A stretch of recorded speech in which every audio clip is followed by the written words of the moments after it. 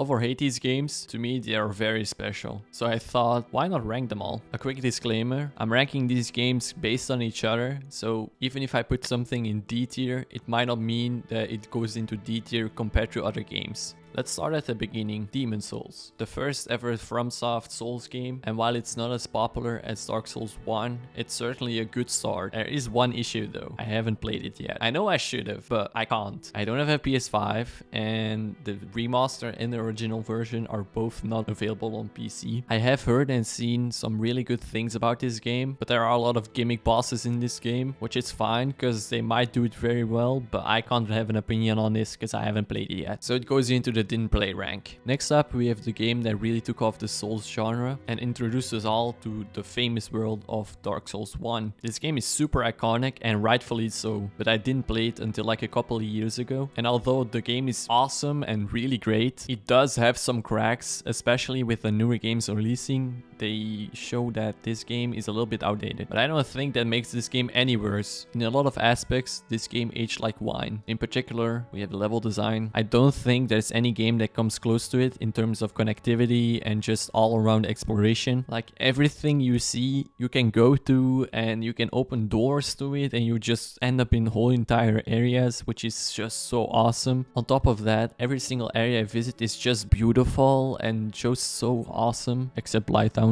And the early game really benefits from not having any fast travel. Once you unlock it, the game becomes less fun, let's just say it like that, because everything before Ornstein and Smo in terms of level quality and connectiveness is some of the best I've ever played. And once you can go everywhere at any time you want, you get rid of a lot of challenge in the game. One thing that hasn't aged as well is the bosses. They are not that hard anymore, but that might just be because there's so many Souls games out and the bosses just keep getting more and more insane. But there are a lot of cool ones in there, like Ornstein and Smo and Gwyn. But I think where this game truly shines is in the DLC, where you fight some of the most insane bosses in the whole franchise, like Artorias and Manus. I would love for this game to get a proper remaster, but I don't think that's gonna happen anytime soon. So putting this one into the tier list, I'm gonna give it a high B tier, as I think after beating Ornstein and Smo, the game does become a little bit worse, and the games following it are just a little bit better in my opinion. But let's just move on to Dark Souls 2. Where do I even start? Is it the ADP?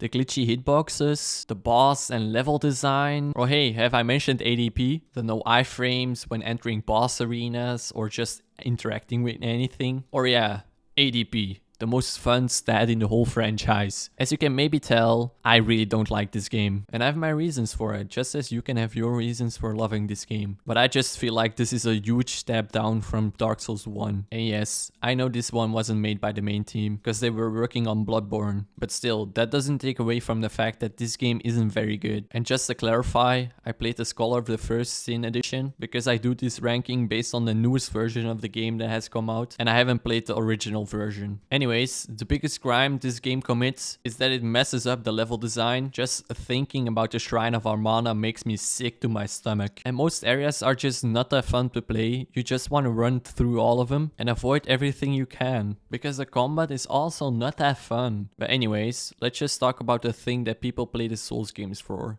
And that's mainly the boss fights. And in this game, there aren't any like great ones. Most of them actually suck. They aren't good. You have gimmick fights, gank fights, and just overall bad fights as well. I can't think of a single fight that I really enjoyed while playing this game. There are a couple of good ones in the DLC, but also really bad ones as well. So it's a mixed bag. So to rank this one goes into C or D tier. I'm gonna put it in D tier. But again, compared to other games, this one isn't as bad, just the worst Souls game you can play. Let's just move on to Bloodborne. I really do love this game, but it does have some big flaws. Not to mention that it's only capped at 30 FPS on the PS4. Like, why is another remaster yet? It's been 9 years and we still haven't got word on the remaster or any like PS5 version. But that aside, this game is just fantastic in most parts. I think this is my favorite combat system in the whole Souls franchise, because it's so high risk, high reward with the parrying, and overall just so fast with the whole rally system, and it just is so engaging and fun to play. But when someone mentions Bloodborne, the thing I instantly think about is just the atmosphere. This is the main reason why people love this game. The moody, bloody, horror-esque atmosphere just makes this game that much better. But the part where I think this game suffers the most is just the bosses. There are a lot of really good ones, but there are a lot of stinkers as well. I do think they fixed this in the DLC, as these bosses in the DLC are just insane. The best ones in the whole franchise, I would say, especially compared to other DLCs. The main thing with this game is that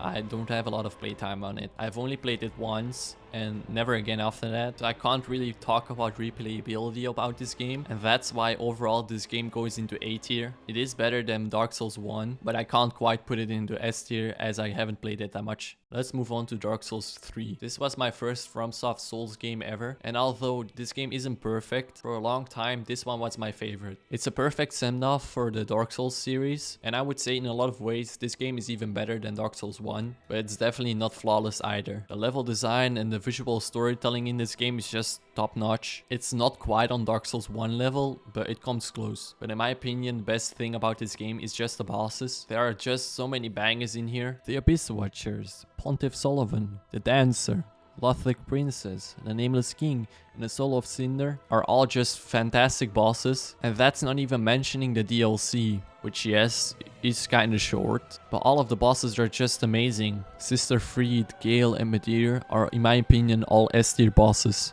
And the combat system really complements this game. It feels really refined and responsive. It's super fluid. And again, this game is a perfect send-off for the whole franchise. I prefer this game over Bloodborne, but it's not really S tier. Hey you! You've made it this far and haven't subscribed yet. What are you doing? Want to see some more rankings? Drop a like. Anyways, enjoy. Anyways, let's move on to Sekiro. I adore this game, and it's right up there with some of my favorite games of all time. Everything this game does, it does it perfectly, and so refined. Almost every single boss fits in this game perfectly, apart from some of the bosses in the early game, as they belong in the Dark Souls game and not in this game. But those aside, the bosses in this game are just phenomenal. It really does feel like you're having a deadly dance against the enemies, and just feels so different from everything that I've ever made before it, and I love it for that. I really do love the aesthetic in this game as well, as sometimes it's just breathtaking how beautiful it is, and other times you're just disgusting with what's going on, and it really makes you feel immersed with the whole game, which is something that not many games achieve for me, but this one nails it. Some people have said that this game doesn't have any variety at all, and while I do get where you're coming from, I just don't feel that way at all. Yes, you only have one weapon you're given at the start. There's so many different ways to fight a boss and any enemies at that. It all comes down to how you want to play. Even the first time I started playing this game, I didn't use any of the prosthetic tools at all, and didn't really love the combat as well. But on my second playthrough, I picked everything up and actually used it, and the game became just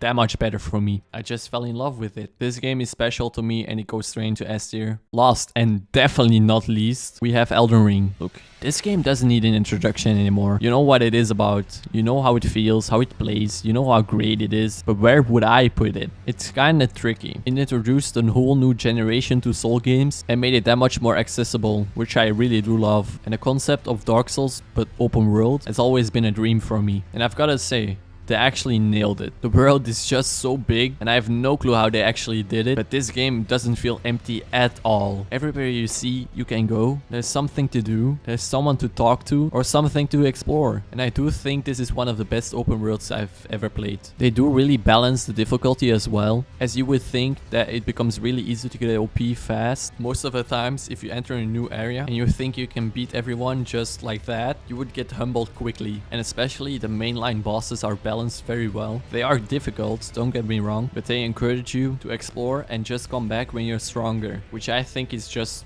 amazing. I do think some of the open world bosses are a little bit worse than the mainline bosses, but to be honest, I can't blame them for that. There's more than 100 different bosses in this game, and not all of them can be bangers. Anyways, I think it would be delusional to put this game anywhere below an S tier, but I still think Sekiro is a little bit better, so it goes into second place. But that's just a personal preference.